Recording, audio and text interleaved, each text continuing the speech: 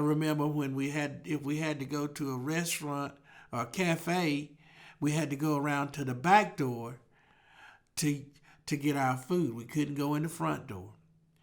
And if we went to someone's house that was white, we would have to go to the back door. We couldn't go to the front. We would have to go to the back door. I remember when we had to ride the bus and we would have to sit in the back of the bus. We could not sit in the front. I remember when we would have to talk to people of color, a white person, we could not, in authority, especially in authority, we could not just look at them right in the face and talk to them in the eye. We would have to look down. I remember that as a kid.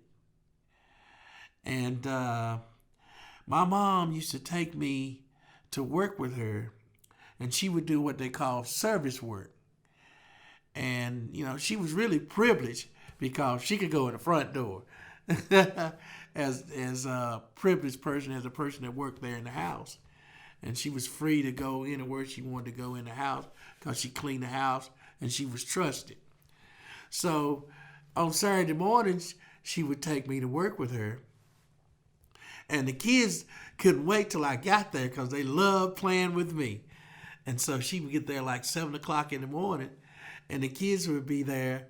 And when they see me, they come around out in the backyard and play with me that morning. And then until time for them to come in the house. And then lunchtime, they would eat lunch in the house, and I would have to eat my lunch out on the back steps. So one particular Saturday morning was a special Saturday morning around lunchtime. The kids went in the house to eat their lunch in the kitchen at the table, and they said, "Mom and Dad, why can't Ronnie come in the house and eat lunch with us instead of having to sit out on the back steps and eat his lunch?" And their dad didn't ask no questions or nothing.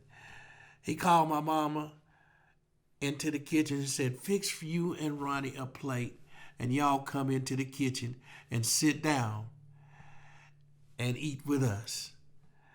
And so my mom called me in the house and she fixed us a plate at the table with the family. And we said grace and we ate at the table. And so about 5 years ago, I goes out and visit my old neighborhood, and everybody in the neighborhood still remember me. And all the kids that I played with in the neighborhood still remember me, and we're still friends today.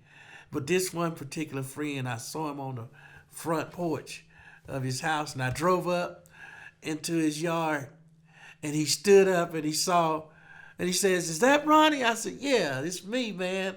And so I go up and we hugged each other, and I say, "Do you remember the time when I used to sit on your back steps and eat my lunch on your back steps? And you remember the time that you called me in the house, your father called me in the house to eat lunch, and we sit down, my mother and I sit down at the table with you all and ate lunch together?" And he said, "Yes, I do." And we hugged each other again, and we cried right there on his front porch.